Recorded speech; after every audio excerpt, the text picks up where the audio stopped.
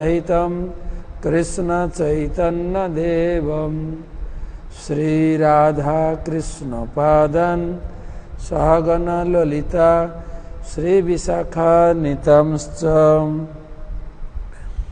नमो विष्णुपादाय कृष्ण प्रेष्ठाय भूतले श्रीमते भक्ति वेदांत स्वामी निति नामिने नमस्ते सारस्वते देवे गौरवाणी प्रचारिणे निर्विशेष शून्यवादी पाश्चात्य देशतारिणे वंशाकल्पतरुभ्यश्च कृपा सिन्धु भयेव च पतितानां पावनेभ्यो वैष्णवेभ्यो नमो नमः। जय श्री कृष्ण चैतन्य प्रभु नित्यानंद श्री अद्वैत गदाधर श्रीवासदि श्री गौर भक्तबिंद हरे कृष्ण कृष्ण कृष्ण हरे हरे हरे राम राम राम हरे हरे। ओं नमो भगवते वासुदेवाय ओं नमो भगवते वासुदेवाय ओं नमो भगवते वासुदेवाय। नारायणं नमस्कृत्यं नरं चैव नरोत्तमं देवीं सरस्वतीं व्यासं ततो जयमुदीरयेत्। नष्टप्रायेषु भद्रेषु नित्यं भागवत सेवया भगवती उत्तम श्लोके भक्ति भवति नैष्ठिकी। नमो विष्णुपादाय कृष्णप्रेष्ठाय भूतले श्रीमते जयपताका स्वामी निति नामिने नमाचार्यपादाय निताय कृपापदायिने गौरकथाधामदाय नगरग्रामतारिणे तमादिदेवं करुणानिधानं तमालवर्णं सुहितावतारम् अपार संसार समुद्र सेतुं भजामहे भागवत स्वरूपम।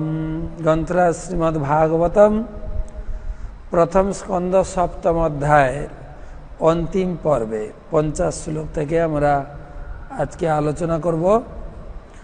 আজকের আলোচনার বিষয়বস্তু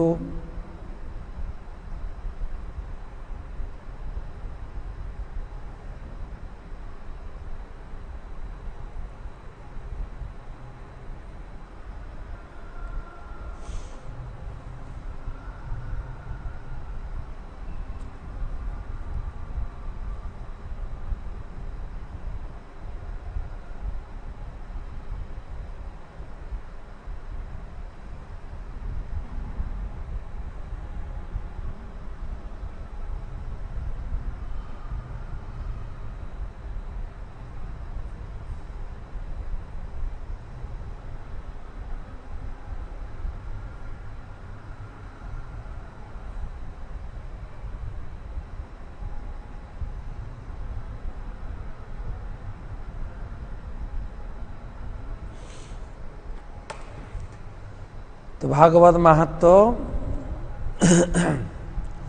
গতকালকে যেটা পড়েছিলাম ওটাই।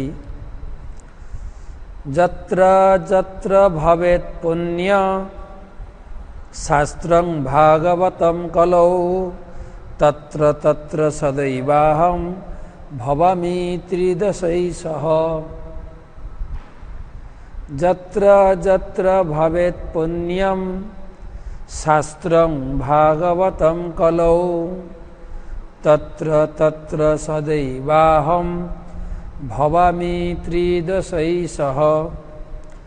এই কলিযুগে যেখানে যেখানে ভাগবত শাস্ত্র থাকে সেখানে আমি দেবতাদের নিয়ে উপস্থিত থাকি।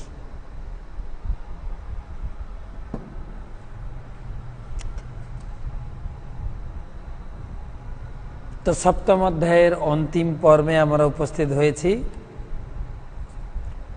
দ্রোণ পুত্র দণ্ডিত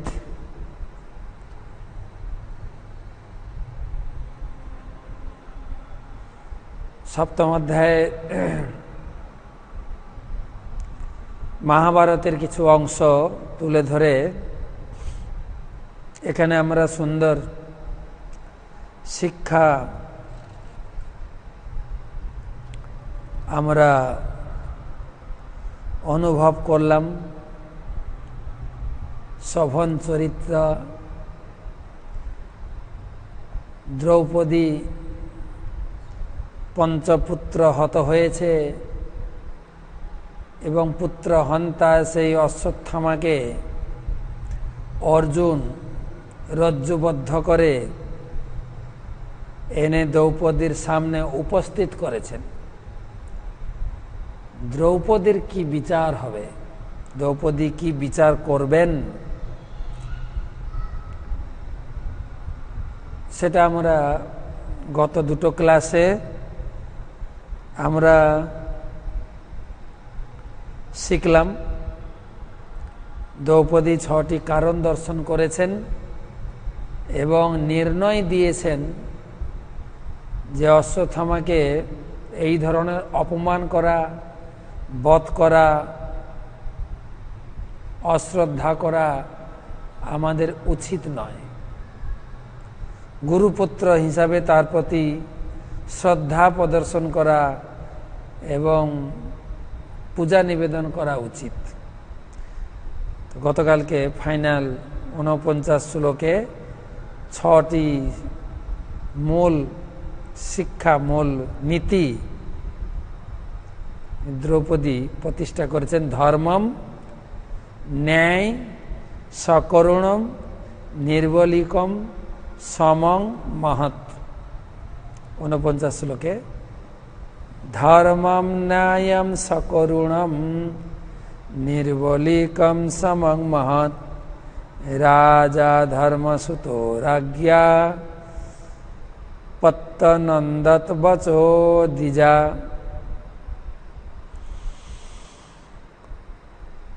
দ্রৌপদীর এই 6টি নীতি রাজা ধর্মসুত রাজ্ঞা। রাজা ধর্মসুত মহারাজ যুধিষ্ঠির, রাজ্ঞা পত্যনন্দ বচ।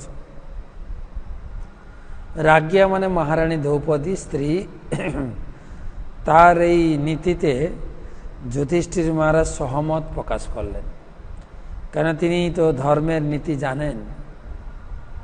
ধর্ম নীতি অনুযায়ী, ন্যায় নীতি অনুযায়ী অশ্বত্থামাকে বধ করা উচিত নয় এবং ক্ষত্রিয় হিসাবে ব্রাহ্মণকে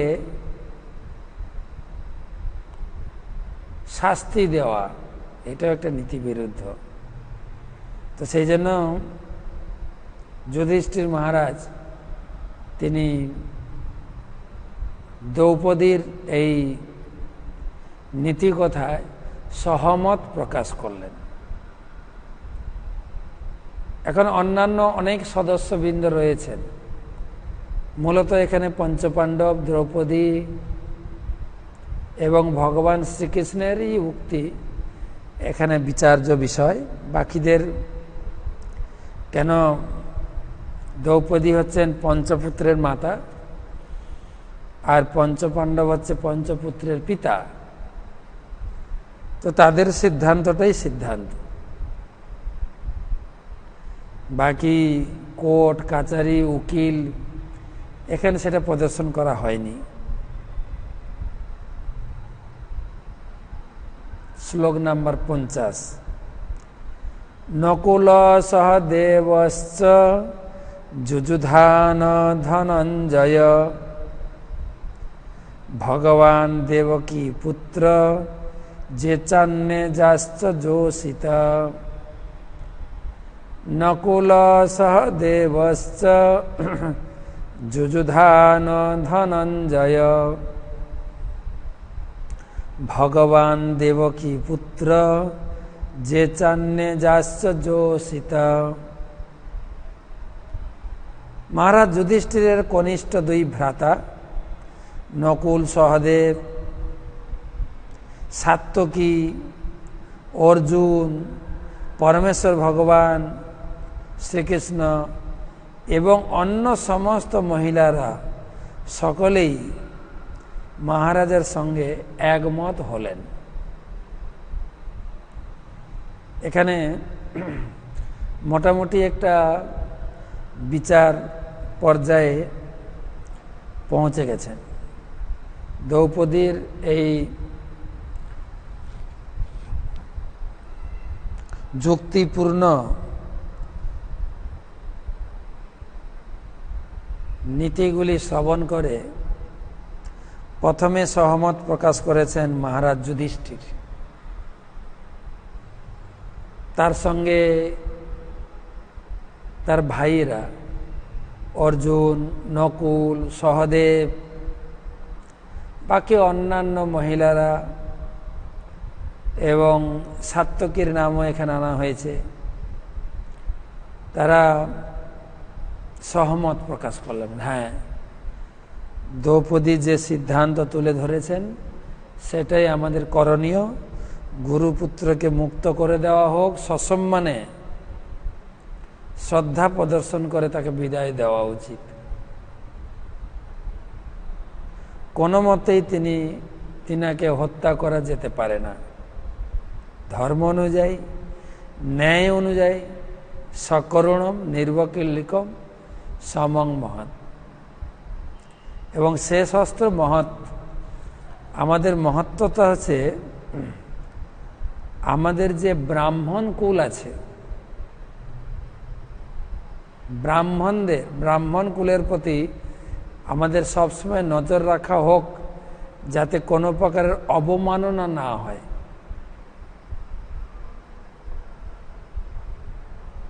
এটা অত্যন্ত মহত্বপূর্ণ কথা। আমি একটা ঘটনা শুনেছিলাম এবং পড়েছিলাম দুটো। শ্রীশ্রীমৎ ভক্তি পুরুষোত্তম স্বামী মহারাজ এই গল্পটি সংযোজন করেছেন তার শ্রী জগন্নাথ লীলা কাহিনীতে।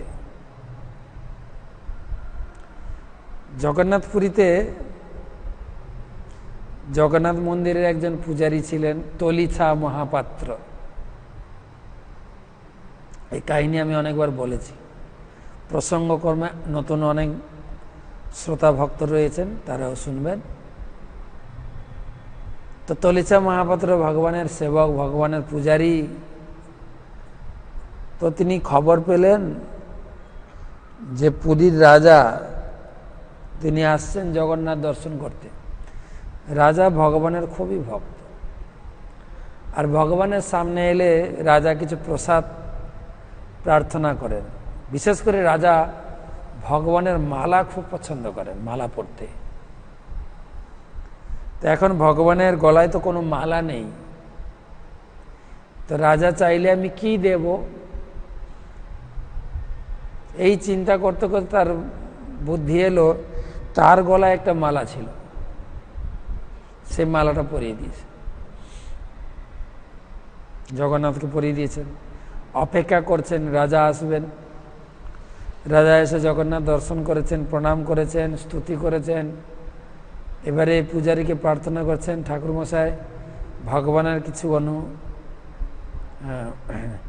নৈবেদ্য, ভগবানের কিছু প্রসাদ। তো তখন ভগবানের গলা থেকে মালাটা নিয়ে রাজাকে পরিয়ে দিয়েছে। মালা ছিল জুঁই ফুলের মালা, খুব সুন্দর সেন্ট এবং মোলায়েম মালা, নরম। তো রাজা খুবই আনন্দিত। সেই মালার ঘ্রাণ নিতে নিতে তিনি ঘরে পৌঁছেছেন। ঘরে বারান্দায় বসে সেই মালার তার ঘ্রাণ আস্বাদন করছেন। এত সুন্দর মালা। হঠাৎ দেখে তার ভিতরে একটা চুল, একটা লম্বা চুল। চুল যেখানে থাকে সেই জিনিসটা অপবিত্র। কিন্তু রাজা তো বুঝে উঠতে পারলেন চুল কোথা থেকে এলো। কিভাবে কিভাবে রাজার মনে বুদ্ধি এলো, এই মালা মনে হয় পান্ডার গলায় ছিল, এই পূজারীর গলায় ছিল, সেটাই ভগবানকে পরিয়েছি। আর ওখান থেকেই রাজা খবর পাঠিয়েছেন এই মালাতে চুল কোথা থেকে এলো। জগন্নাথের মাথায় কি চুল হয়েছে? এই পান্ডা তো জানে নিজের ভুলটা কোথায়, আর মুখ থেকে বেরিয়ে গেছে, হ্যাঁ জগন্নাথের চুল হয়েছে, আপনি দেখেননি? একে তো ভুল হয়েছে, আর একটা মিথ্যা কথা। রাজা অত্যন্ত ক্রোধান্বিত হয়ে গেছে যে কালকে সকালে আমি যাব জগন্নাথ দর্শনে, যদি চুল না, ভগবানের মাথায় যদি চুল দেখাতে না পারো তোমার মৃত্যুদণ্ড। আর এদিকে তলিচা মহাপাত্র তো ভুল করেই ফেলেছেন, আবার মুখ দিয়ে মিথ্যা কথা বেরিয়ে গেছে। এখন নিজেকে খুব ধিক্কার দিচ্ছেন যে প্রভু, আমার মতো একটা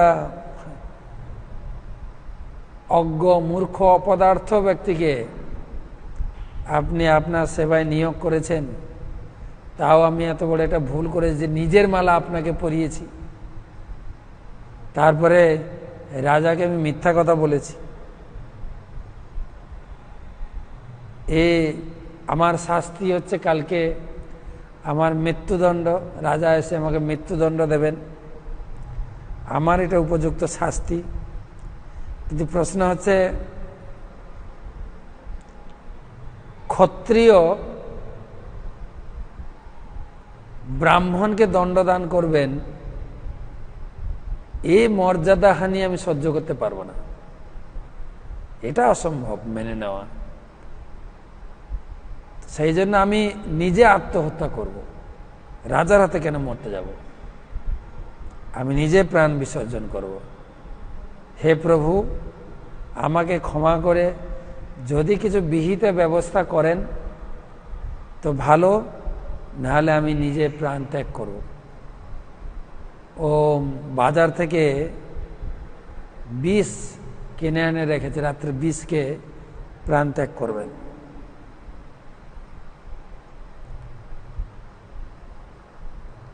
আর যত চিন্তা করতে করতে তার আর ঘুম আসে না। তো হঠাৎ তার শেষ রাত্রের দিকে তন্দ্রা এসেছে।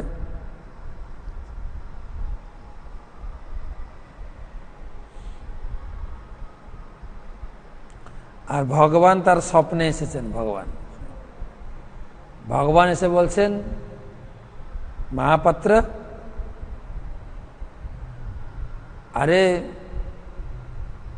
আমার মাথায় তো অবশ্যই চুল আছে, তুমি তো মিথ্যা কথা বলনি। আমার মা, আমি যখন গোচারণে যেতাম আমাকে কত সুন্দর শৃঙ্গার করতেন, কত প্রকারের সুগন্ধি তৈল, কেশর, চম্পা, নাগিন, কত সুন্দর তেল দিয়ে আমার চুল শৃঙ্গার করত, কত প্রকারের অলংকার তাতে দিত।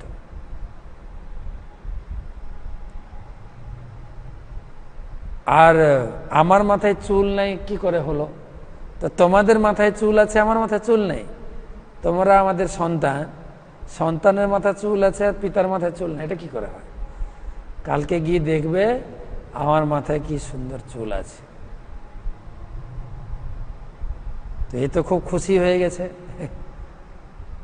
সকালবেলা মন্দিরে গেছে, দেখে ভগবানের কি সুন্দর চুল, মাথা থেকে একদম সিংহাসন নিচে নেমে গেছে, লম্বা লম্বা চুল। এতে এবারে অপেক্ষা করছে রাজা আসুক, আমি দেখাবো। তো রাজা হাঁক ডাকতে ডাকতে আসছে, মহাপাত্রে, তলিছা মহাপাত্রে, মহাপাত্রে, দেখান আমাকে ভগবানের মাথায় কোথায় চুল হয়েছে। বলছে আমি কি দেখাবো, আপনি যান, আপনি দেখুন। রাজা তো আরো ক্রোধান্বিত, কি বলে, একটু ভয় করছে না মৃত্যুকে? বলছে না, আপনি গিয়ে দেখুন ভগবানের মাথায় চুল আছে কিনা। আর রাজা দেখছেন আরে ভগবানের মাথায় কত লম্বা লম্বা চুল, একদম মাথা থেকে সিংহাসন বেয়ে নিচে চুল লেগে গেছে। রাজা আরো রেগে গেছে, আরে এটা মজা হচ্ছে, ভগবানের মাথায় চুল লাগিয়ে দেওয়া হয়েছে আমাকে প্রতারণা করার জন্য। বলছে না, এই একদম অরিজিনাল চুল, আমি কেন লাগাতে যাব, ভগবানের মাথায় চুল। আর তখন ভগবান এই চুল রাজা পরীক্ষা করার জন্য কয়েকটা চুল ধরে টেনেছেন, যেই টেনেছেন চুল উঠে গেছে এবং চুলের গোড়া থেকে রক্ত ঝরতে শুরু করল। তা দেখে রাজা তো নিজেকে মহা অপরাধী ভেবে ভগবানের চরণে পড়ে গেলেন। আর তিনি মূর্ছাপ্রাপ্ত হয়ে গেলেন যে কি ভুল আমি করেছি।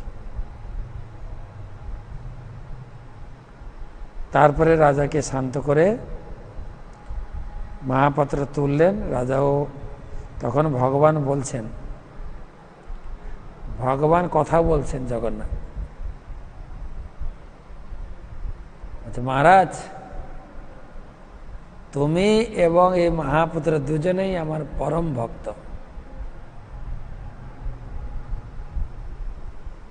দুজনকেই আমি অত্যন্ত স্নেহ করি, তোমাদের ভক্তিভাবে আমি খুব প্রসন্ন হয়েছি। যদিও আমার মাথায় চুল নেই, কিন্তু ব্রাহ্মণের মুখ দিয়ে বেরিয়েছে আমার মাথায় চুল আছে। ব্রাহ্মণের বাক্যকে সত্য করার জন্য আমার চুল দেখালাম। কেবল ব্রাহ্মণের বাক্য। আমি হচ্ছি নম ব্রাহ্মণ দেবায় গো ব্রাহ্মণ হিতায়। আমার কাছে ব্রাহ্মণ এবং গাভী অত্যন্ত প্রিয়। বলতে বলতে চুল উধাও হয়ে গেল, অন্তর্ধান হয়ে গেল। জগন্নাথ যেরকম ছিলেন সেরকম প্রকাশ। তো ব্রাহ্মণের প্রতি সম্মান, ব্রাহ্মণ কুমারের প্রতি সম্মান, এই নীতি কথা জানতেন। তাই সমস্ত ওখানে যারা কুরুকুল রমণীরা ছিলেন এবং যুধিষ্ঠির মহারাজের অন্যান্য ভাইরা সবাই এক বাক্যে স্বীকার করলেন, না ঠিক আছে, একটা তো আমাদের পুত্র তো চলে গেছে, আর তো ফিরে পাবো না, তো পুনরায় আমরা কেন দোষ করতে যাব। তো ইনাকে ধর্মনীতি অনুসারে ইনাকে বন্ধনমুক্ত করে সসম্মানে এখান থেকে বিদায় দেওয়া উচিত। কিন্তু একজন রাজি হয়নি। পরের শ্লোকে দেখেন, তত্রাহামর্ষিত ভীমা তস্য শ্রেয়ান বধস্মিত ন ভর্তুনাত্মনশ্চার্থে জহন সুপ্তান শিশুন বৃথা। তত্রাহামর্ষিত ভীমা তস্য শ্রেয়ান বধস্মিত ন ভর্তুনাত্মনার্থে জহন সুপ্তান শিশুন বৃথা। অনুবাদ, ভীম কিন্তু তাদের সঙ্গে একমত হতে পারলেন না। তিনি ক্ষুব্ধভাবে প্রস্তাব করলেন যে জঘন্য দুর্বৃত্ত নিদ্রিত শিশুদের অনর্থক হত্যা করেছে তাকে এক্ষুনি বধ করা উচিত। ভীম মানতে পারেন, সবাই মেনে নিয়েছে। ভীম ছাড়া বাকি তিন ভাই, যুধিষ্ঠির মহারাজ, অন্যান্য মহিলারা, ভগবান কৃষ্ণও মেনে নিয়েছে। কৃষ্ণ তো অর্জুনকে অশ্বত্থামাকে বধ করার জন্য বিভিন্ন প্রকার প্ররোচনা দিচ্ছিলেন। যখন অশ্বত্থামাকে ধরতে দৌড়াচ্ছিলেন দুজন। কিন্তু এখানে দ্রৌপদীর লেকচার শুনে ভগবানও রাজি হয়ে গেলেন। হ্যাঁ, দ্রৌপদী যা বলছে ঠিক কথা, আমাদের ব্রহ্মা বন্ধু, তাকে হত্যা করা উচিত নয়। সবাই রাজি তো ভীম রাজি নয়। ভীম তো তিনি কি যুক্তি প্রদর্শন করলেন? বধস্মিত, শ্রেয়ান বধস্মিত, তাকে বধ করা শ্রেয়। কেন? কেন বধ করা? না ভর্তুন আত্মনশ্চার্থে, একে তো তার প্রভু এতে খুশি হয়নি। যখন সুপ্তান শিশুন বৃথা, বৃথা মানে অনর্থক, অনর্থক এই শিশুদেরকে হত্যা করেছে।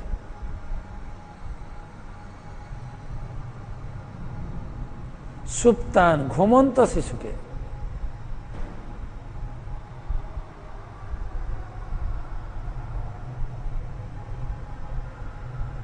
जो हनन जोहन सुप्तान शिशु,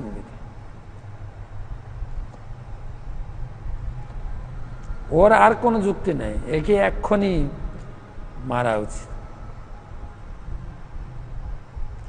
কোন কোন কৌতুক পাঠক তারা বিচার করে বলছেন, পঞ্চ পাণ্ডবের ভিতরে কোন ভাই ভগবানের সব থেকে প্রিয় ছিলেন? তা আমরা জানি অর্জুন।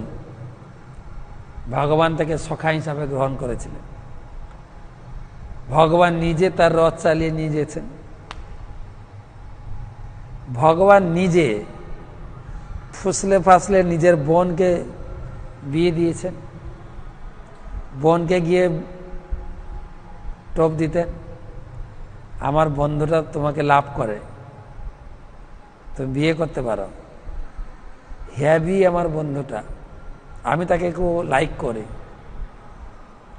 আবার বন্ধুর কাছে গিয়ে সুভদ্রার কাছে কথা বলতেন, বন্ধু আমার বোনটা তোমাকে খুব ভালোবাসে, লাইক করে বা লাভ করে।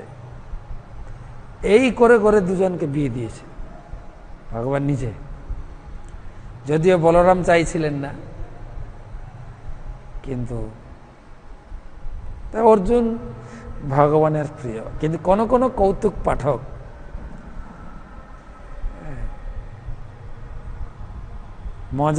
মজার ক্ষেত্রে বলেছেন ভীম হচ্ছে ভগবানের সব থেকে প্রিয়। বলছে কেন না? যুধিষ্ঠির মহারাজ তো একদম ঠান্ডা, তো বরফের মতো ঠান্ডা, আর ওই রকম লোক নিয়ে কি আর রাজ্য চালানো যায়? ক্ষত্রিয় মানে সবসময় রক্ত গরম থাকবে, একটা কাজ করাতেই। তারপরে অর্জুনকে সে যুদ্ধ করবে না করবে না করবে না, 18 অধ্যায় গীতা শোনানোর পর যদিও বা রাজি হলো, ঠিক মতো যুদ্ধ করে না। এইখানে দেখুন, তুমি অশ্বত্থামাকে বধ করো বধ করো বধ করো, শুনলই না অর্জুন। কিন্তু ভীম বলার আগেই রেডি থাকে, বলার আগে।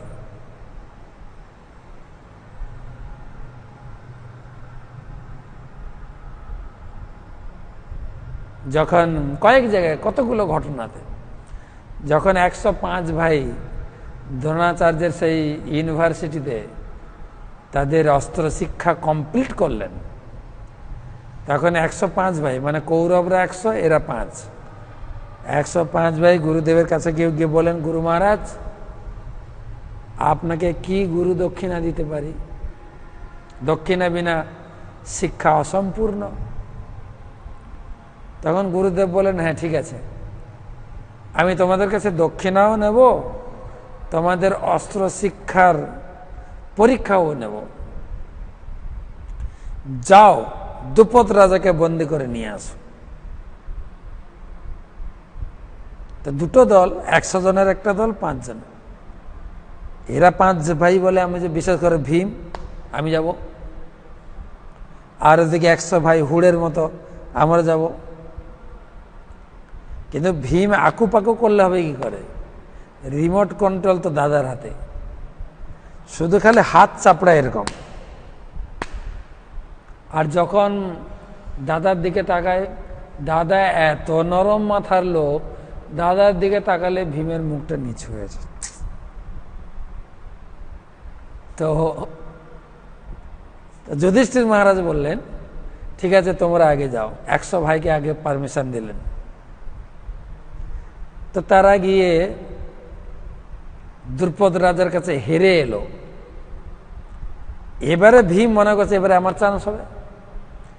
তাও ভাইয়ের দিকে তাকায় তো মাথাটা বলছে, অর্জুন তুমি একা যাও, আর কাউকে লাগবে না। আপনি দেখবেন যুধিষ্ঠির দ্রৌপদীর বস্ত্র হরণ সভাতে রাগে একদম গজগজ করছে, আর শুধু উসপুস করছে, মানে কিছু একটা করবে, কিন্তু রিমোট কন্ট্রোল তো দাদার হাতে। দাদার দিকে তাকালেই বেচারা অনেকটাই মানে হতোৎসাহ হয়ে পড়ে। তো বলার আগেই রেডি। এই দেখেন এখানে বলবেন। তো ভীম রাজি হলেন না, বাকি সবাই রাজি। এখন ভগবান কি করবেন? অর্জুন তো চুপচাপ দাঁড়িয়ে আছে। ভগবান প্রথমে দ্রৌপদীর কথাতে সাই দিয়েছেন। হ্যাঁ, দ্রৌপদী যা বলছেন, যুধিষ্ঠির মহারাজ যা বলছেন, অন্যান্য ভাইরা যা বলছেন, আমারও একই মত, একে বধ করা উচিত নয়। এবার যখনই ভীম মুখ খুলেছেন যে ছেড়ে দাও, কি বলছো ছেড়ে দাও, একে এক্ষুনি বধ করা উচিত, এক্ষুনি। ব্রহ্মবন্ধু নিদ্রিত এই অসহায় শিশুদেরকে হত্যা করেছে, কাপুরুষ কোথাকার, এক্ষুনি বধ করা উচিত, একে একদম ছাড়া উচিত নয়। কে বলছে একে ছেড়ে দেওয়া উচিত? কি বিচারে সে বলছে একে এক্ষুনি বধ করা উচিত? ভগবানকে দেখবেন, ভগবান বলছেন হ্যাঁ, ভীম যা বলছে ঠিক, ওকে এক্ষুনি মারা উচিত। এক্ষুনি ভগবান ছিলেন দ্রৌপদীর দলে। দেখেন পরের শ্লোকে, নিশম্য ভীম গদিতম দ্রৌপদাশ্চ চতুর্ভুজ আলোক্য বদনম সখ্যু ইদমাহ হসন্নিব। নিশম্য ভীম গদিতম দ্রৌপদাশ্চ চতুর্ভুজ আলোক্য বদনম সখ্যু হৃদমাহ হসন্নিব।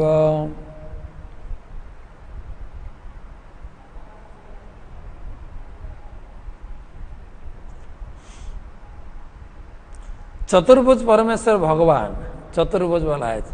চতুর্ভুজ না দ্বিভুজ? চতুর্ভুজ, কেননা শ্লোকে রয়েছে চতুর্ভুজ। পরমেশ্বর ভগবান ভীম, দ্রৌপদী এবং অন্যান্যদের কথা শুনে বন্ধু অর্জুনের মুখমণ্ডল দর্শন করলেন এবং মৃদু হেসে বলতে লাগলেন। ভগবান দেখছেন মজা, সবাই একমত, ভীম একমত নয়। অর্জুন কি করবেন? বধ করবেন না করবেন না?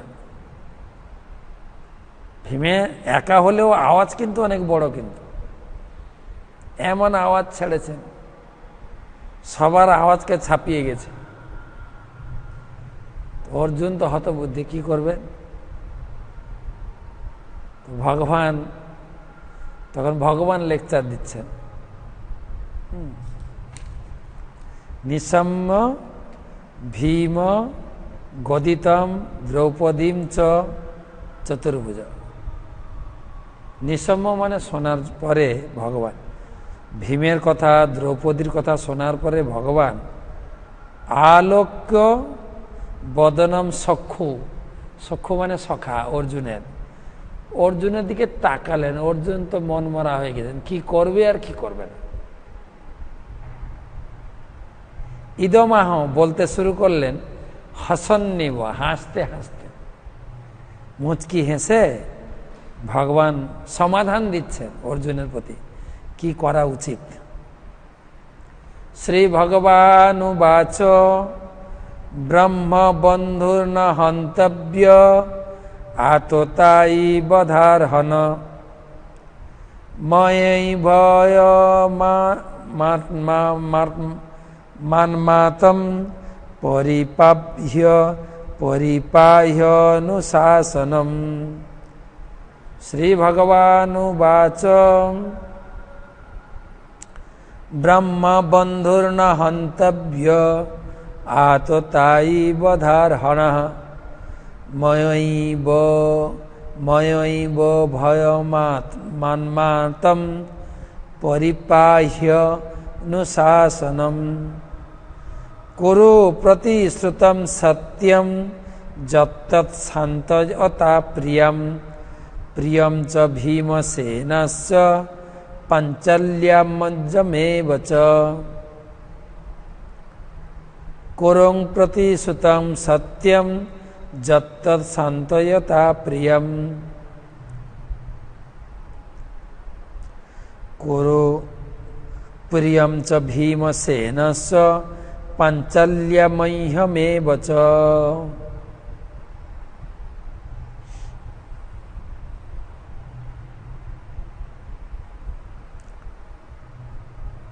অনুবাদ, পরমেশ্বর ভগবান শ্রীকৃষ্ণ বললেন ব্রহ্মবন্ধুকে হত্যা করা উচিত নয়, কিন্তু সে যদি আততায়ী হয় তাহলে তাকে অবশ্যই হত্যা করতে হবে।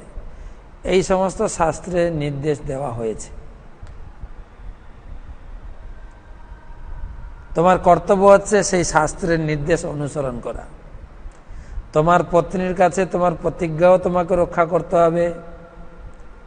তোমাকে ভীমসেন এবং আমার সন্তুষ্ট বিধানের জন্য আচরণ করতে হবে। ভগবান ভীমের কথায় সাই দিয়েছে, হ্যাঁ ভীম যা বলছে ঠিক, একে এক্ষুনি মারা উচিত। আর যখন দ্রৌপদী প্রথম বললেন, বলছে হ্যাঁ একে ছেড়ে দেওয়া উচিত। কি বুঝবেন এবারে? এখনো বলছেন যে ব্রহ্মবন্ধু ন হন্তব্য, ব্রাহ্মণ যতই অধঃপতিত হোক না কেন তাকে হত্যা করা উচিত নয়। আততায়ী বধারহণ ময়ৈব উভয় স্নান্তান পরিপাহাস অনুশাসন। আর আততায়ী বধারহণ, ব্রহ্মবন্ধু ন হন্তব্য, ব্রহ্মবন্ধুকে হত্যা করা উচিত নয়। ব্রাহ্মণ যত পতিত হোক তাকে হত্যা করা উচিত নয়, কিন্তু আততায়ী বধারহণ, কিন্তু সে যদি জঘন্য কাজ করে তাকে অবশ্যই বধ করা উচিত। দুটো নীতি আছে, ব্রহ্মবন্ধুকে কখনো বধ করা উচিত নয়, আবার ব্রহ্মবন্ধু যদি আততায়ী হয় তাকে বধ করা উচিত। দুটো নীতি আছে। ময়ৈব উভয় স্নান্ত পরিহাস্য অনুশাসন। শাস্ত্রে এই সমস্ত আমার দ্বারা, ময়ৈব মানে আমি এইভাবে শাস্ত্রে বিধান দিয়েছি। শাস্ত্রটা কোথা থেকে এসছে? ময়ৈব, দেখেন ময়ৈব উভয় স্নাতম, এই উভয় নীতি আমার দ্বারা শাস্ত্রে প্রদর্শিত হয়েছে। উভয় নীতি, দ্রৌপদীর কথায়ও একমত, ভীমের কথাও ঠিক, এটা শাস্ত্রের কথা। পরিপাহ অনুশাসনম, শাস্ত্রে এইভাবে অনুশাসন রয়েছে। শাস্ত্র বুঝবেন কি করে? এই রকম জটিলতা কথা, হ্যাঁ না হ্যাঁ না। ভগবান এখানে বলছেন ময়ৈব উভয়ম স্নাত, আমার দ্বারা শাস্ত্রে উভয় নীতি, বধ করা উচিত বধ করা উচিত নয়, দুটো নীতি প্রতিষ্ঠা আছে।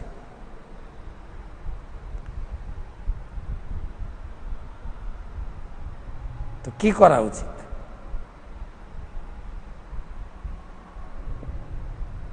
এটা তো হলো শাস্ত্রের কথা। আর কুরু প্রতিশ্রুতম সত্যম আর একটা কথা, একটা তো শাস্ত্রের কথা বধ করা উচিত, বধ করা উচিত নয়। আরেকটা, তুমি ক্ষত্রিয়, তোমার স্ত্রীর কাছে তুমি প্রতিশ্রুতি দিয়েছ, কুরু প্রতিশ্রুতম সত্যম, তোমার পত্নীর কাছে যে প্রতিশ্রুত করেছে, প্রতিশ্রুতি দিয়েছ, সেটা তোমাকে সত্য করতে হবে। যেহেতু ক্ষত্রিয়, তুমি ক্ষত্রিয়ের মুখ দিয়ে যা উচ্চারণ হবে সেটা প্রতিশ্রুতি রক্ষা করতে হবে। কুরু প্রতিশ্রুতম সত্যম যত্ত শান্তয়তা প্রিয়ম, সেই তোমার স্ত্রী দ্রৌপদীকে সান্ত্বনা দেওয়ার জন্য তুমি তার মাথা কেটে দেবে বলে প্রতিশ্রুতি করেছ, করো, তুমি করো। আর কি লাস্ট লাইন, প্রিয়ম চ ভীমসেনস্য, ভীম যা চাইছেন সেটাও তোমাকে মানতে হবে। প্রিয়, ভীম যেটা চাইছে এটা খারাপ কথা না, কিন্তু প্রিয়ম চ ভীমসেনস্য পাঞ্চাল্যা, দ্রৌপদী যেটা চেয়েছে সেটাও করতে হবে তোমাকে। ভীম চাইছে মারা যাবে না, মারা হোক, দ্রৌপদী চাইছে মারা যাবে না, মজ্জমে বছর আমিও চাইছি ভীম যেটা চাইছে ওটাই, এখনই মারো। এবার তুমি চিন্তা করো কি করবে, কি করবেন। অর্জুনের আবার পরীক্ষা, অর্জুন হতভম্ব। শাস্ত্রে আছে বধ করা যাবে, বধ করা যাবে না, এটা মানতে হবে। ভীম চাইছে এখনই বধ করা হোক, সেটা মানতে হবে। আবার প্রিয়া দ্রৌপদীর কাছে প্রতিশ্রুতি করেছে তাকে বধ করবে, সেটাও মানতে হবে। দ্রৌপদী চাইছে বধ করা যাবে না, সেটাও মানতে হবে। আর ভগবান তো দুদিকে মাথা নাড়ছেন, দ্রৌপদী যা বলছেন ঠিক, ভীমও যা বলছেন ঠিক। তো আমাকেও খুশি করতে হবে, দ্রৌপদীকে খুশি করতে হবে, এবং তোমার প্রতিশ্রুতি রক্ষা করতে হবে, ভীমকে খুশি করতে হবে, শাস্ত্রের কথা মেনে চলতে হবে। কালকে একজন প্রশ্ন করেছিলেন, বাবা মা সেবা করব, আর কেউ কেউ বলে বাবা মার সেবা বাদ দিয়ে ভগবানের সেবা কর। এই হচ্ছে শাস্ত্র নীতি, সবার সেবা করতে হবে। বাবা মাকে বাদ দিয়ে ভগবান নয়, ভগবানকে বাদ দিয়ে ভগবান। কাকে কিভাবে সেবা করতে হবে শাস্ত্রের এই নীতি বোঝা খুবই কঠিন। কেউ যদি আদর্শ গুরুদেব, আদর্শ কোনো সাধু সঠিকভাবে জিনিসটাকে উপস্থাপনা করে আমাকে গাইড করতে পারেন, তবে আমি শাস্ত্রটাকে ভালো করে ধরতে পারবো। না হলে শুধু প্রশ্ন করতে থাকবো, মহারাজ এখানে একরকম কথা, ওখানে একরকম কথা। তা অর্জুন কি করবেন? সুত উবাচ অর্জুন সহ সাজ্ঞায় হরেরার্ধ মথাসিনা মণিম জহার মূর্ধন্যম দ্বিজস্ব সমূর্ধজম। অর্জুন সহ সাজ্ঞায় হরের্হার্ধ মথাসিনা মণিম জহার মূর্ধন্যম দ্বিজস্ব সমূর্ধজম। এই জন্য ভগবান চতুর্ভুজের কথা বলা হয়েছে। কেন? আপনারা একটু 52 নম্বর শ্লোকের তাৎপর্যটা দেখুন, যদি আপনার হাতে বই থাকে।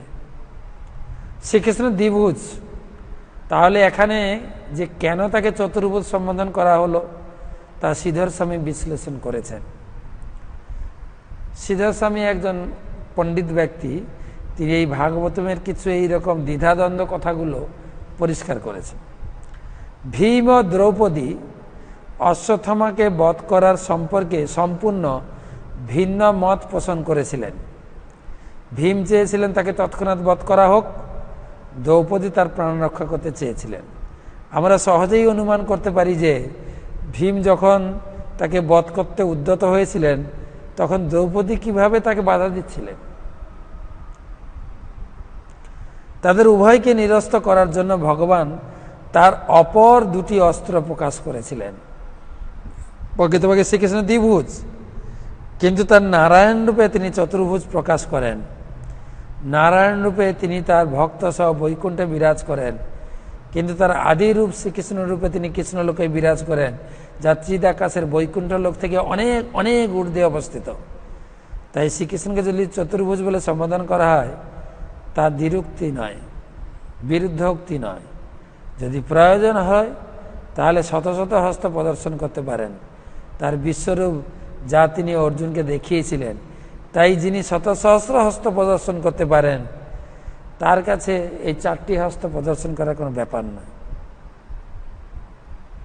4টি হস্ত, 2টো হস্ত সান্ত্বনা আর 2টো হস্ত হচ্ছে সেই দারুণ অস্ত্র চক্র এবং গদা, আর 2টো হস্তে শঙ্খ এবং পদ্ম আশীর্বাদ সূচক, আর 2টো অস্ত্র হচ্ছে তাকে দণ্ডদান। তো ভগবান বুঝাচ্ছেন অর্জুনকে, তুমি এমনভাবে দণ্ড দেবে যাতে সে প্রাণে মরবে না, কিন্তু হত হবে। সেই জন্য চতুর্ভুজ প্রকাশ করে অর্জুনকে বুঝিয়ে দিলেন। সেই শ্লোকের তাৎপর্য শেষ অংশ। অশ্বত্থামাকে নিয়ে যে কি করা উচিত সে সম্বন্ধে অর্জুন অত্যন্ত হতভম্ব হয়ে পড়েছিলেন। তখন অর্জুনের প্রিয় সখা শ্রীকৃষ্ণ সেই সমস্যার সমাধান করার ভার গ্রহণ করেছিলেন। তাই তিনি মৃদু হেসেছিলেন। যত প্রকার সমস্যা আছে ভগবানকে ছাড়ুন, ভগবানের কাছে গিয়ে নিবেদন করুন। আমার সমস্যা আমি সমাধান করতে চাইছি, যার জন্য সমস্ত ঝামেলাটা আমার ঘাড়ে চাপছে। ভগবানকে জানান। ভগবদ গীতার প্রতিটা অধ্যায় হচ্ছে যোগ। অর্জুন বিশাল সমস্যায় পড়েছিলেন। প্রথম অধ্যায় বিশাল সমস্যা, হতভম্ব, বিষাদগ্রস্ত হয়ে গেছিলেন। কিন্তু তার বিষাদগ্রস্ত অবস্থা তিনি নিবেদন করলেন ভগবানের কাছে, তাই তার বিষাদটা হয়ে গেল যোগ। বিষাদ যোগ, সাংখ্য যোগ, কর্ম যোগ, জ্ঞান যোগ, কর্মসন্ন্যাস যোগ, অভ্যাস যোগ, বিজ্ঞান যোগ, অক্ষর ব্রহ্ম যোগ, রাজগোজ্য যোগ, বিভূতি যোগ, বিশ্বরূপ দর্শন যোগ, ভক্তি যোগ, প্রকৃতি পুরুষ বিবেক যোগ, গুণত্রয় বিভাগ যোগ, পুরুষোত্তম যোগ, দৈবাসুর সম্পদ বিভাগ যোগ এবং হচ্ছে শ্রদ্ধাত্রয় বিভাগ যোগ, মোক্ষ যোগ। যোগ ভগবানের সেবায় যুক্ত হয়। তাই কোন কোন পাঠক কৌতুক করে বলেন, ভগবানকে সাথ জোড়না হ্যায়, জোড়না ছোড়না নেই। শুধু নিজেকে ভগবানের সঙ্গে যুক্ত করে দেন, সমস্ত সমস্যার সমাধান পাবেন। অর্জুনকে ভগবান গাইড করেছেন, আর ভগবান বলেছেন যে আমার শরণাপন্ন হবে আমি তাকে নিজে গাইড করব। দদামি বুদ্ধি যোগম তম যেন মাম উপজান্তিতে, তাকে এমনভাবে বুদ্ধি দিয়ে পরিচালিত করব সে সমস্যা থেকে উত্তীর্ণ হতে পারবে। তাই 55 নম্বর শ্লোকে বলছেন ভগবানের, ঠিক সেই সময় অর্জুন ভগবানের নির্দেশ হৃদয়ঙ্গম করলেন। ভগবান কি চাইছেন? তার তরবারি দ্বারা অশ্বত্থামার মস্তকের কেশ রাশি ও মণি ছেদন করে দিলেন। মুকুট এবং কেশ মাথা নেড়া করে, পুরো নেড়া নয়। আমাদের যখন কখনো কখনো গ্রামে কেউ যদি অপরাধমূলক কিছু কাজ করে, গ্রামে সালিসি সভা বসে, তখন তাকে কি করা হয়? তাকে ধরে নাপিত ডেকে এদিকে দিয়ে একটু চুল ছুলে দিয়ে, চেঁচে দিয়ে, আর চুন মাখিয়ে তাকে রাস্তায় ছেড়ে দেওয়া হয়। ঢাক পিটিয়ে অপমান করে তাকে বিতাড়িত করা হয়।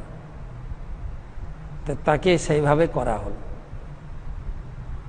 তার মণি ছেদন, মুকুট কেটে নেওয়া হলো, মাথার চুল কিছু কিছু কেটে দিয়ে তাকে অপমানিত করে প্রাণে মারা হলো না, কিন্তু এক প্রকার মারার মতোই হল।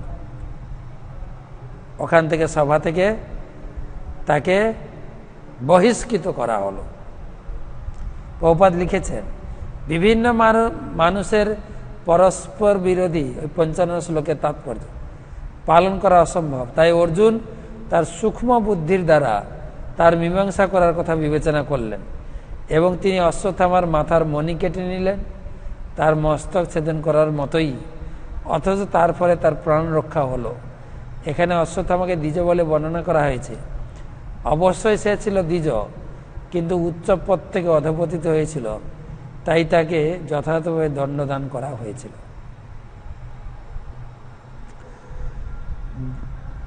ছাপ্পান্ন বিমুচ্চ রসনাবধ্যম বালহত্যাহত প্রভম তেজসা মনিনা হীনম শিবিরান্নিরয়াপয়ত।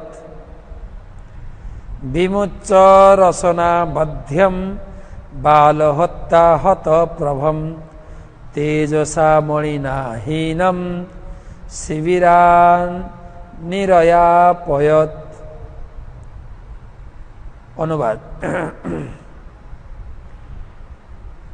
শিশু হত্যা করার ফলে অশ্বত্থামার দেহের দীপ্তি ইতিমধ্যেই হারিয়েছিল এবং এখন তার মস্তকের মণি কেটে নেওয়ার ফলে সে সম্পূর্ণ তেজহীন হয়ে পড়ল। এই অবস্থা তাকে বন্ধন মুক্ত করে শিবির থেকে বার করে দেওয়া হলো। শিশু হত্যা, শিশু হত্যার ফলে এত পাপ হয়েছিল, তার শরীরের দীপ্তি, একটা ব্রাহ্মণের তেজ তাকে নষ্ট হয়ে গেছে। এমনি মানুষ হত্যা পাপ, কিন্তু শিশু হত্যা মহাপাপ, আরো পাপ। আর সেই পাপের কথা সরকার স্বীকার করছে না। সরকার তো শিশু হত্যাতে মদত দিচ্ছে এবং কোনো মা যদি শিশু হত্যা করে তাকে টাকা দিচ্ছে। পাপের ভার, যার জন্য এর করোনা, পাপে ভারাক্রান্ত পৃথিবী। আর ডাক্তাররা এই সব কাজ করে প্রচুর টাকা লুটছে।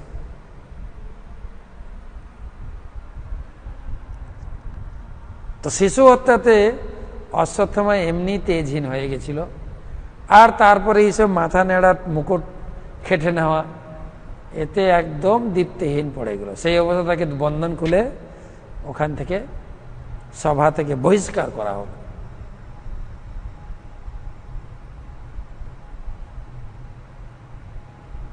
এটাও এইভাবে অর্জুন সবার যে মত ছিল সেটাকে পূরণ করেছেন, শাস্ত্রের নির্দেশও পালন করেছেন।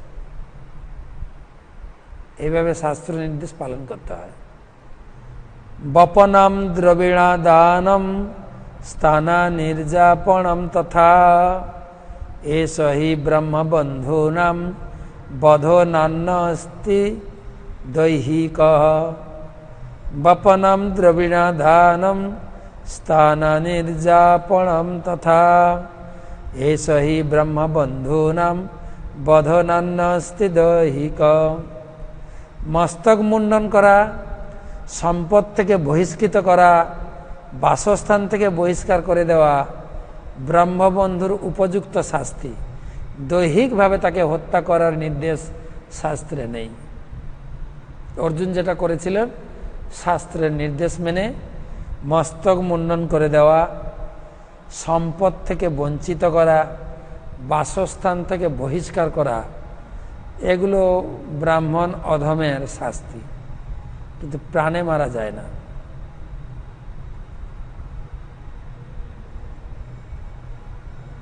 লাস্ট শ্লোক। এবারে তাকে বহিষ্কার করে দেওয়া হলো। এবারে সকলে মিলে সেই মৃতপুত্রদের সৎকার করার জন্য তারা পরবর্তী কার্যকলাপ করতে গেলেন। পুত্র শোকাতুরা সর্বে পাণ্ডবা সহ কৃষ্ণয়া সানাং মৃতানাং যৎকৃত্যম চক্রো নিরহানাধিকম চক্রো নিরহরণাধিকম।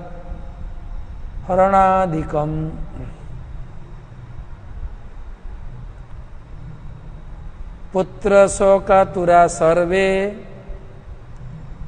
পাণ্ডবা সহ কৃষ্ণয়া সানাং মৃতানাং যৎকৃতম চক্রো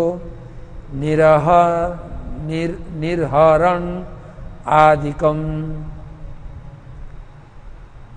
তারপর পাণ্ডবেরা এবং দ্রৌপদী শোকার্ত চিত্তে তাদের মৃত আত্মীয়দের সৎকার অনুষ্ঠান সম্পাদন করেছিলেন। সবাই অত্যন্ত শোকাতুর যে পুত্র শোকাতুরা সর্বে, সবাই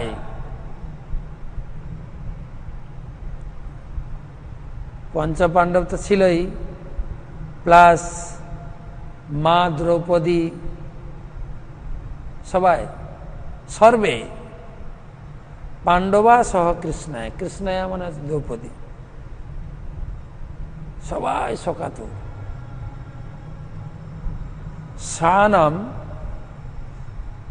সানাম মানে এই পুত্রদের সৎকার করার জন্য, মৃতানাম যৎকৃত্যম মৃত্যুর পরে যে সমস্ত ক্রিয়াকলাপ থাকে,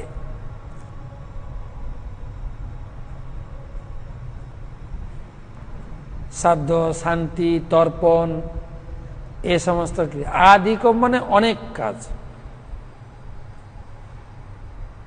কিছু কিছু পরিবারে দাহ, কিছু কিছু পরিবারে আছে সমাধি,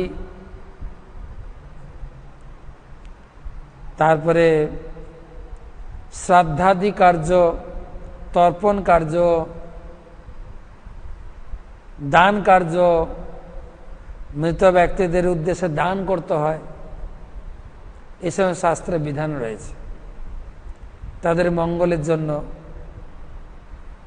যেমন এই পুরুষোত্তম মাসে প্রচুর লোক দান করছেন, প্রচুর লোক,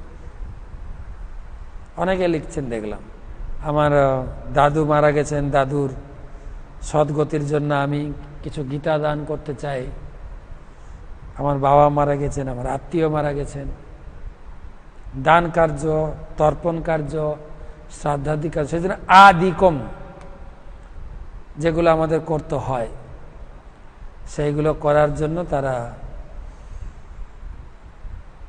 পরবর্তী কার্যক্রমে এগোলেন।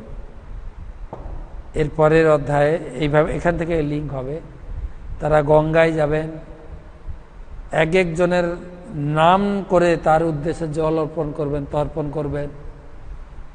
প্রত্যেকের কেউ না কেউ মারা গেছিল। দ্রৌপদীর পুত্র মারা গেছে, কুন্তির পুত্র মারা গেছে কর্ণ, গান্ধারীর পুত্ররা মারা গেছে, সব নাম ধরে ধরে জল দিচ্ছে।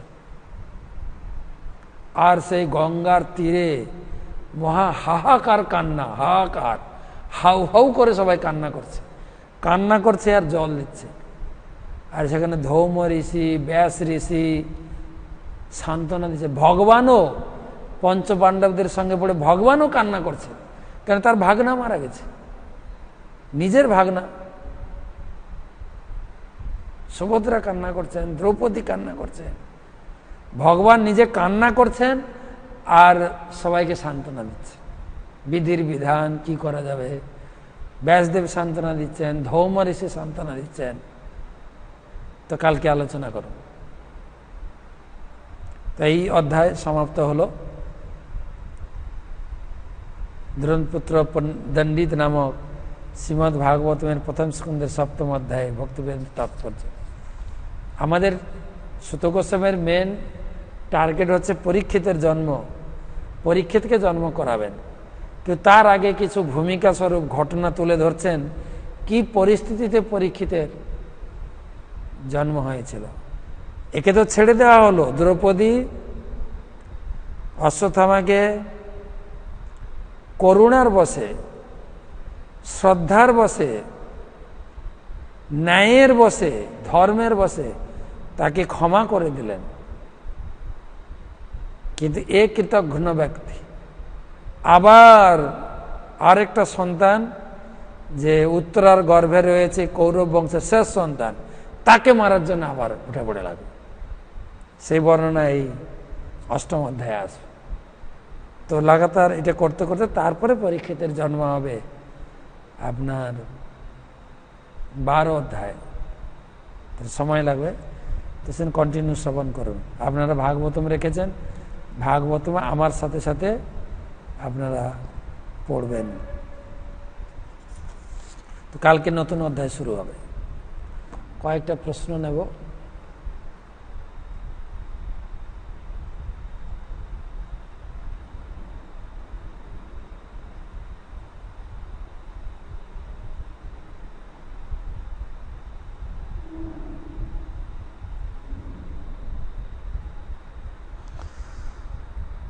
তো বাংলাদেশ থেকে কাবেরী, আমার প্রশ্ন হচ্ছে, মহারাজ পুত্র বর্তমান থাকলে পতিহীনা স্ত্রী কেবল নামে মাত্রই বিধবা, জিনিসটা একটু বুঝিয়ে বলবেন। এটা কালকের প্রশ্ন, কালকে এটা আমরা আলোচনা করেছি। প্রসঙ্গটা হচ্ছে এটাই, মহিলাদের 3 স্তরে 3 গার্জিয়ান। অবিবাহিত অবস্থায়, কুমারী অবস্থায় পিতামাতা হচ্ছে গার্জিয়ান, বিবাহের পরে স্বামী, এবং স্বামী চলে যাওয়ার পরে হচ্ছে ছেলে। তাই ছেলেকে গার্জিয়ানের মতো ধরা হয়েছে। তাই ছেলে থাকলে স্ত্রীকে আর স্বামীর সঙ্গে সতী হতে হয় না, মানে সহমরণ হতে হয় না। এটা একটা ব্যাখ্যা। দ্বিতীয় ব্যাখ্যা হচ্ছে, শাস্ত্রে বলছেন আত্মনা জায়তে পুত্রাম, স্বামী নিজে পুত্ররূপে স্ত্রীর গর্ভে জন্মগ্রহণ করেন। আত্মজা, নিজের শরীর আরেকটা শরীর জন্ম দেয়। সেই হিসাবে মার গার্জিয়ান ছেলে, সেই হিসাবে মা স্বামীহীনা বিধবা হলেও তার একজন গার্জিয়ান আছে, সেই হিসাবে তাকে বলা হয় নামে মাত্র বিধবা। নদিয়া থেকে বিশ্বনাথ প্রশ্ন করেছেন, মহাতত্ত্ব কি এবং কিভাবে তা কাজ করে? মহাতত্ত্ব কি? 24টি তত্ত্ব নিয়ে মহাতত্ত্ব, 24টি উপাদান দিয়ে এই শরীর গঠিত। 24টি পঞ্চজ্ঞানেন্দ্রিয়, পঞ্চকর্মেন্দ্রিয়, পঞ্চজ্ঞানেন্দ্রিয় তন্মাত্র, পঞ্চকর্মেন্দ্রিয়, পঞ্চমহাভূত, এইগুলো 20। মন বুদ্ধি অহংকার 3 23, আর হচ্ছে অব্যক্ত 3 গুণের সমাহার। এই সব মিলে হচ্ছে 24 তত্ত্ব, যেটা মহাতত্ত্ব।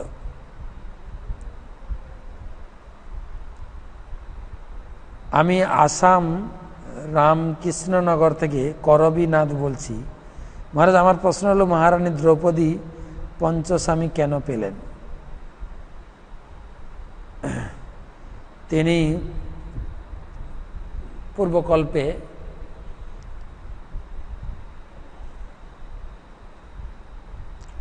শিবের তপস্যা করেছিলেন, আমি স্বামী যাই, পতি দেহি পতিং দেহি পতিং দেহি 5 বার বলেছিলেন, তাই তিনি পঞ্চস্বামী পেয়েছিলেন। কিন্তু পঞ্চস্বামী হওয়া সত্ত্বেও তিনি ছিলেন সতী নারী।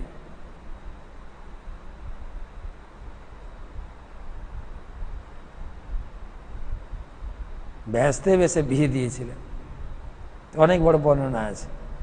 পঞ্চস্বামী হওয়া সত্ত্বেও তিনি ছিলেন সতী নারী। স্বপন জোয়ারদার, সাতক্ষীরা, বাংলাদেশ থেকে, অশ্বত্থামা হত ইতি গজ অর্থ কৃপা করে বলেন যদি। একথা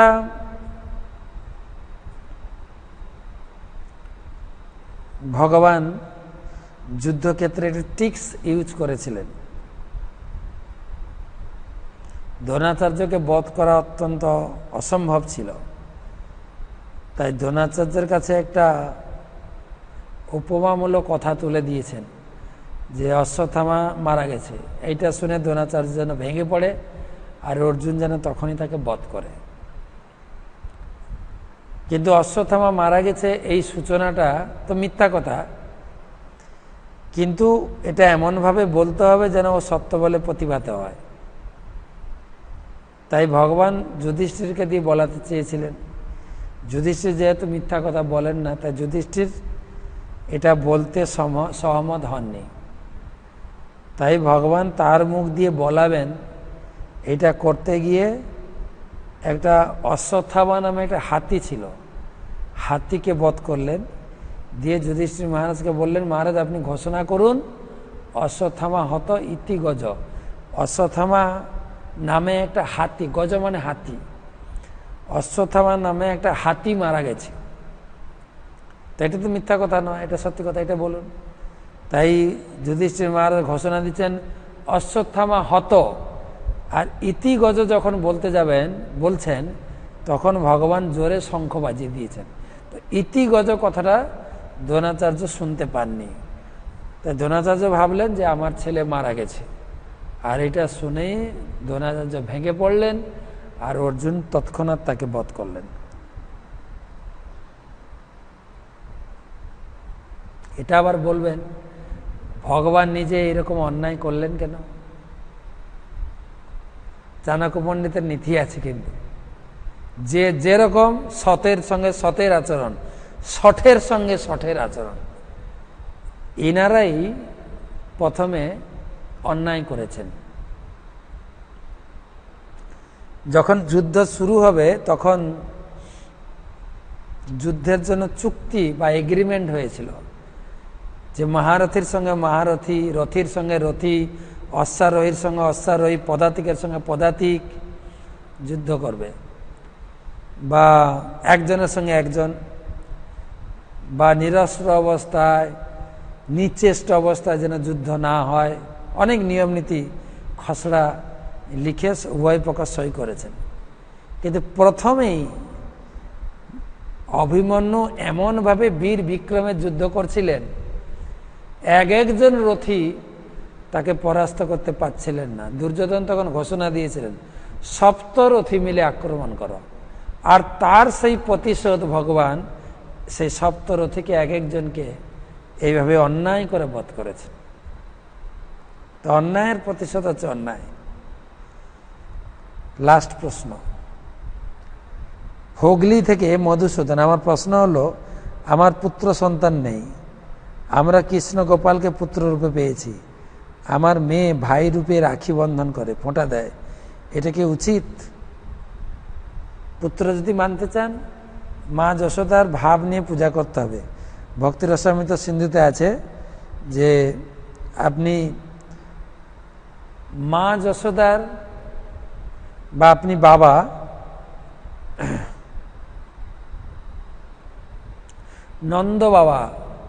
নন্দ বাবার অনুগত হয়ে সেবা করবেন, মা যশোদার অনুগতা হয়ে মা সেবা করবেন, তাহলে কৃষ্ণকে পুত্র রূপে লাভ করতে পারেন।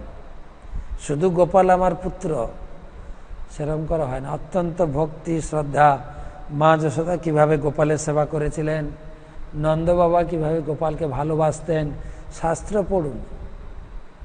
নন্দ বাবার সেবা, গোপালে কি বলে মা যশোদার সেবা, শাস্ত্র থেকে শিখুন। ভক্তি রসামৃত সিন্ধু, ভাগবতম 10ম স্কন্ধ পড়ুন। ধীরে ধীরে সেভাবে জেনে গোপালের সেবা করুন। গোপাল কি খেতে পছন্দ করতেন, কি পড়তে পছন্দ করতেন, মা যশোদা কিভাবে সেবা করতেন, কি কাপড় পরাতেন, কিভাবে শৃঙ্গার করতেন, কত ছিদ্রের বাঁশি ব্যবহার করতেন কৃষ্ণ, এ বিস্তারিত আমাকে শিখতে হবে। ভক্তি রসামৃত সিন্ধুতে আছে যে রাগানুগা ভক্তির মাধ্যমে ভগবানকে এই রাগাত্মিকা বৃন্দাবনবাসী ব্রজবাসীদের অনুগত হয়ে যদি আমি সেবা করি তাহলে কৃষ্ণকে পুত্ররূপে লাভ করতে পারি। সবাইকে অসংখ্য ধন্যবাদ। কালকে আবার দেখা হবে আপনাদের সঙ্গে, নিয়ে আসবো নতুন অধ্যায়। আর এই সপ্তম অধ্যায়ের রূপরেখা কালকে দেওয়ার চেষ্টা করব। হরে কৃষ্ণ কৃষ্ণ কৃষ্ণ হরে হরে, হরে রাম রাম রাম হরে।